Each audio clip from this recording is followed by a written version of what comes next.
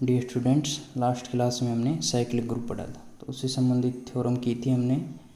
हम next theorem करते हैं कि प्रत्येक अपरिमित चक्रीय समूह के दो और केवल दो ही जनक होते हैं। अर्थात कोई इनफाइनाइट साइक्लिक ग्रुप है तो उसके जनरेटर, उसके जनक केवल और केवल कितने होते हैं? दो होते हैं। तो प्रूफ माना जी एक अपरिमित चक्रीय ग्रुप है तथा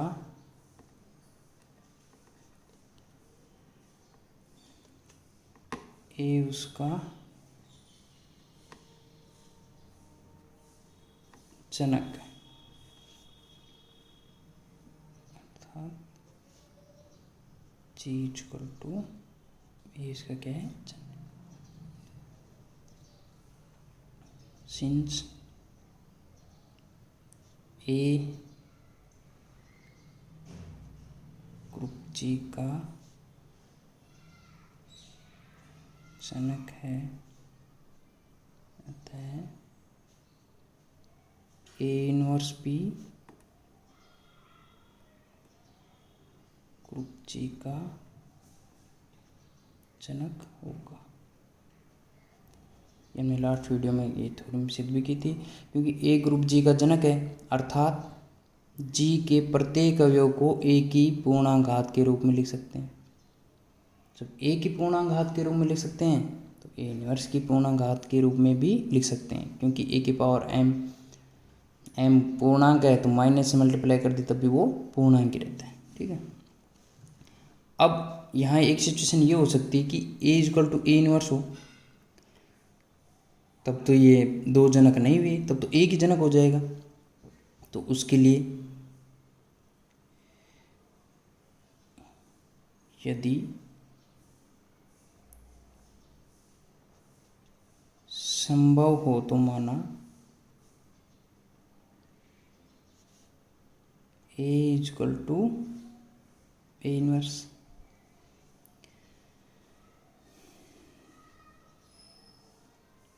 ए dot a equal to a inverse, a से संक्रिया करने पर a square equal to e order of A less than equal to 2। A की कोटि क्या परिभाषा होती है कि ए की वह न्यूनतम धनात्मक पूर्णांक जिसके लिए आइडेंटिटी एलिमेंट है।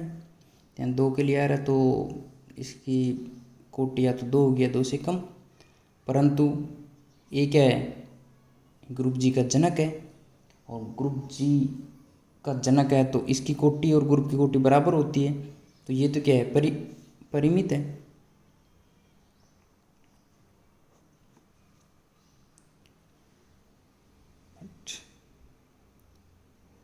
ए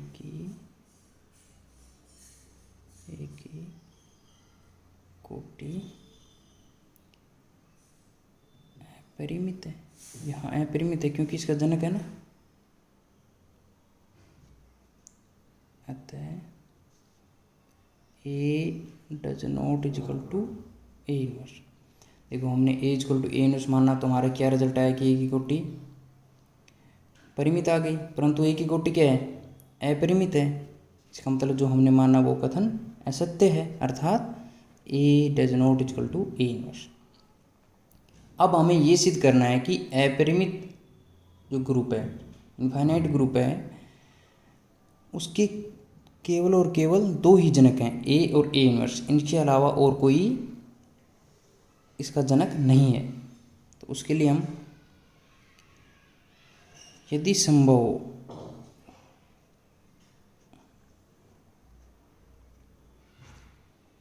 तो माना अपरिमित चक्रीय ग्रुप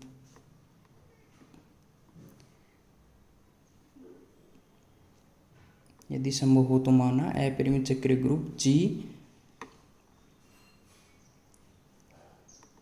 का घातजनक ए तथा ए इनवर्स के अलावा एक्स भी है। देखो ए और ए इनवर्स तो जनक हैं ही इसके, हमने माना यदि संभव है तो इसके अलावा एक एक्स एलिमेंट भी। तो ये एक्स एलिमेंट किसका होगा? जी का, since x belong to G.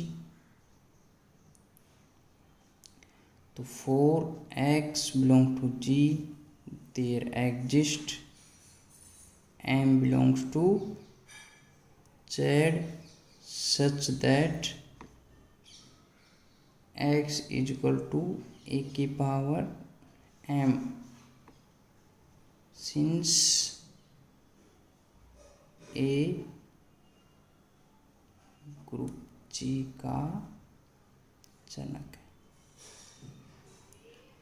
तो ए क्या है? ग्रुप जी का जनक है। तो ए के पूर्णांक घात के रूप में जी के सभी अवयवों को लिख सकते हैं। तो ये एक्स भी जी का अवयव है, तो इसको भी हम ए की पूर्णांक घात के रूप में लिख सकेंगे कि ए की पावर m है, तब क्या आ रहा है? x belong to G. तो उसके लिए एक ऐसा पूर्णांक there exist m belong to z। m एक ऐसा पूर्णांक होगा, कैसा? Such that x is equal to a की पावर। अब हमें क्या सिद्ध करना है कि यह x ये इसका जनक नहीं हो सकता। इसके केवल और केवल दो जनक होते हैं, कौन कौन? ए और ए इनवर्स। नेक्स्ट हम क्या करते हैं? ए बिलोंग्स टू जी, ए जी का एलिमेंट है, तो इसके लिए भी एक n ऐसा पूर्णांक होगा z में एक n ऐसा पूर्णांक होगा, कैसा? कि a is equal to x की power n since x group G का जनक है। कुल मिला के हमने जनक की परिभाषा का यूज किया है। पहले तो हमने एक ए जनक है ग्रुप जी का, इसका अर्थ क्या हुआ? x को हम ए की पूर्णांक घात के रूप में लिख सकते हैं। अब मैं यहाँ कह रहा हूँ कि x है वो ग्रुप जी का जनक है, तो इसका मतलब क्या हुआ? x की पूर्णांक घात के रूप में हम ए को लिख सकते हैं, मैंने वही लिखा है।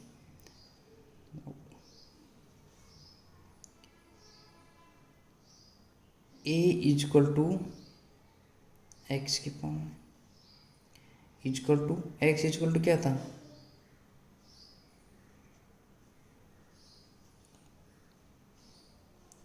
है ना, X is equal to A. ऐसे ए इक्वल टू क्या आ जाएगा? A M N A inverse से संक्रिय करने पर क्या हो जाएगा? E is equal to A M N minus 1, या हम कह सकते हैं कि order of A less than is equal to M N minus 1, अर्थात क्या है? परिमित।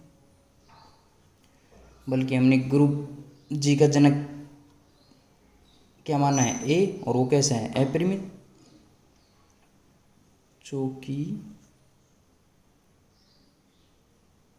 विरोधाभास है, अर्थात जी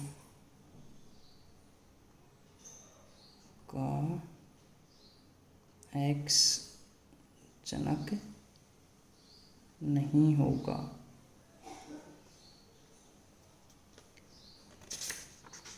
जी का एक्स जनक नहीं होगा, अर्थात अपरिमित चक्रीय ग्रुप जी के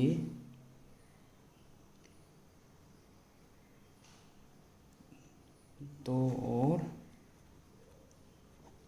केवल दो जनक होते हैं।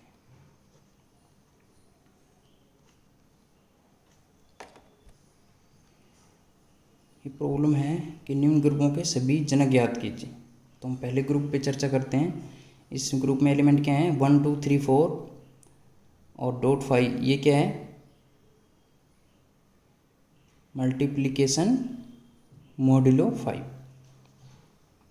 तो कैसे हल करेंगे, देखो इसको हम 1 है 1, देखो ये ग्रुप है, इसकी आइडेंटिटी क्या है, हम फर्स्ट सोल्व कर रहे हैं। जी इक्वल टू क्या है 1 2 3 4, संक्रिया क्या है, मल्टीप्लिकेशन मॉड्यूलो 5।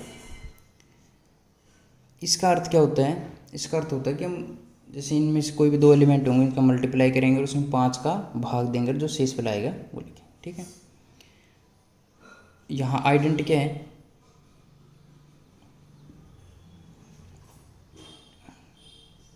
आइडेंटिटी एलिमेंट क्या है 1। तो order of 1 is equal to 1 होगा, क्योंकि किसी भी आइडेंटिटी होती है उसका ऑर्डर क्या होता है 1। अब हम 2 की बात करते हैं, 2 तो क्या आएगा 4, किसके इक्वल टू आया, ठीक। अब हम इसी प्रकार करें 2 3 equal to,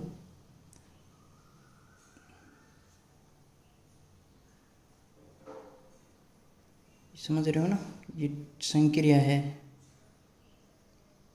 dot 5 multiplication modulo 5। तो इसको मल्टीप्लाइंग करेंगे तो क्या आएगा 8 में फिर हम 5 का भाग देंगे तो शेषफल कितना बचेगा 3। इसी प्रकार 2 4 करेंगे तो क्या आएगा 16 और फिर 1 आ जाए, ठीक है। तो ऑर्डर ऑफ 2 इक्वल टू क्या होगा 4। इसी प्रकार 3 की बात करें, 3 स्क्वायर इक्वल टू क्या होगा 3 मल्टीप्लिकेशन मोड 5 3 इक्वल टू 9 होंगे। 9 को हम 5 से डिवाइड करेंगे तो क्या बचेगा 4। ये हम कर चुके हैं, ये 4 आया, 4 इंटू 3 करेंगे तो 12, फिर उसमें 4 5 से डिवाइड करेंगे क्या आएगा 2।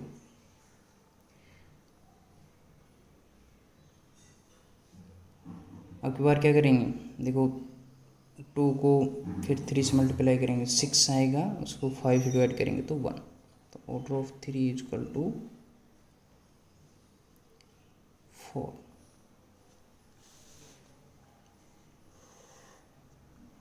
इसी प्रकार देखो 4 स्क्वायर क्या आएगा 4 मल्टीप्लिकेशन मोड 5 4 1। तो ऑर्डर ऑफ 4 क्या हो गया 2। क्यों, इसकी पूर्णाघात कितनी है 2, और यह क्या आ गया 1। 1 क्या है आइडेंटिटी एलिमेंट, ये परिभाषा होती है कोटि, ठीक है। तो यहाँ order of 2 equal to order of 3 equal to order of G, group का ऑर्डर भी क्या है 4। तो जनक का ऑर्डर और ग्रुप का ऑर्डर समान होता है। तो यहाँ जी इक्वल टू 2 3, अर्थात 2 व्यक्ति जनक होंगे, ठीक है। नेक्स्ट एग्जाम्पल करते हैं। ये इसमें क्या दिया हुआ है जी इक्वल टू, तो क्या दिया है 0 से 7 तक पूर्णांक है, और संक्रिया क्या है एडिशन मॉड्यूलो 5। तो यहाँ बात करते हैं, तो आइडेंटिटी एलिमेंट क्या है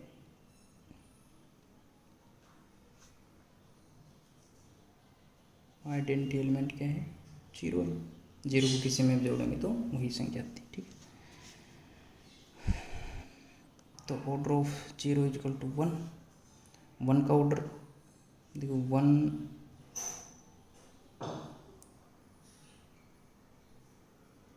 करते हैं, क्या आएगा 2। इसी प्रकार इसको हम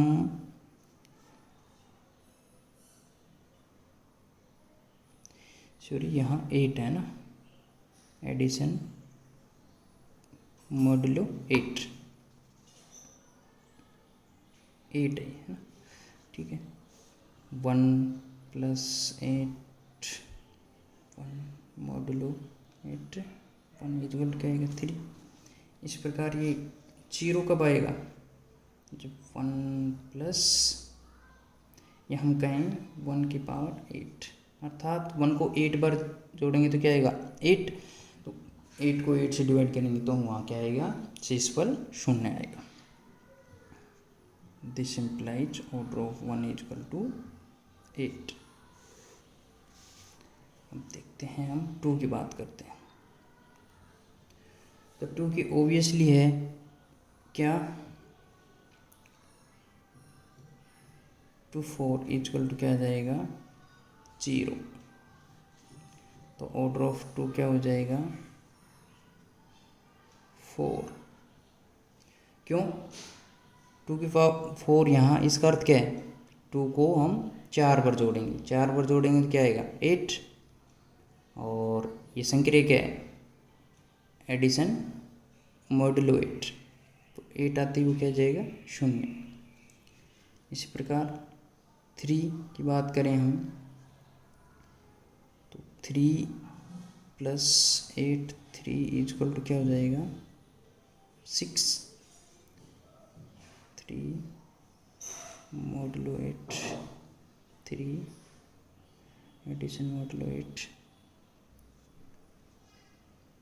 ये क्या आएगा 1, क्योंकि ये 3 को हम 3 बार जोड़ेंगे 9 आएगा, उसमें से 8 माइनस कर देंगे, या हम ये कहें कि 8 का डिवाइड करें तो शेषफल 1 बचेगा।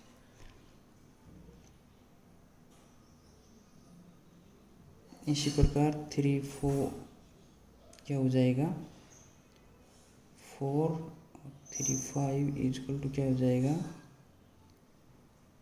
7, और 3 6 इजकल टू क्या हो जाएगा 2, 7 इजकल टू क्या हो जाएगा 5, 3 8 इजकल टू क्या आएगा, देखो 5 और 3 8 को 8 से डिवाइड करेंगे तो शेषफल 0, अर्थात ऑर्डर ऑफ 3 इजकल टू क्या आया 8।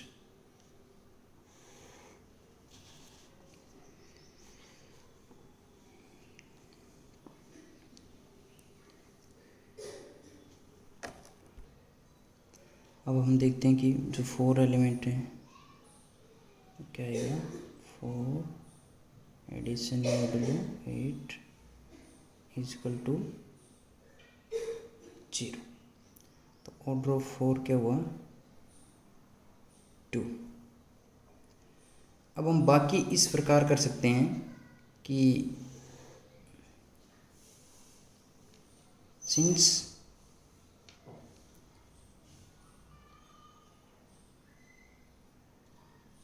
5 का इन्वर्स क्या हो गया, 5 को किस में जोड़ें कि 8 आ जाए, मतलब 0, 3 है, तो order of 5 is equal to order of 3 का हम निकाल चुके हैं, कितना है 8। क्यों, ये हमने पहले एक थ्योरम किया है कि अवयव एवं प्रतिलोम अवयव के ऑर्डर समान होते हैं। तो 5 का इन्वर्स एलिमेंट क्या है 3, तो 3 का ऑर्डर हम पहले याद कर चुके हैं 8 है, तो 5 का भी क्या होगा 8। इसी प्रकार सिंस 6 का इन्वर्स क्या है 2, इसलिए order of 6 is equal to order of 2 is equal to 4। इसी प्रकार 7 का इन्वर्स क्या है 1, तो इसलिए order of 7 is equal to order of 1 is equal to 8। तो 8 ऑर्डर किस क्या है, तो यहाँ order of 1 is equal to, देखो 1 का 8 है, 2 का तो 4 है, 3 का 8 है, 4 का भी ऑर्डर क्या है 2 है, 5 का ऑर्डर क्या है,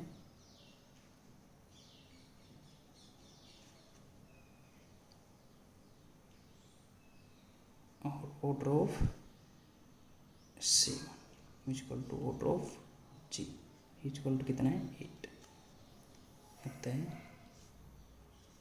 जी के 1 3 5 7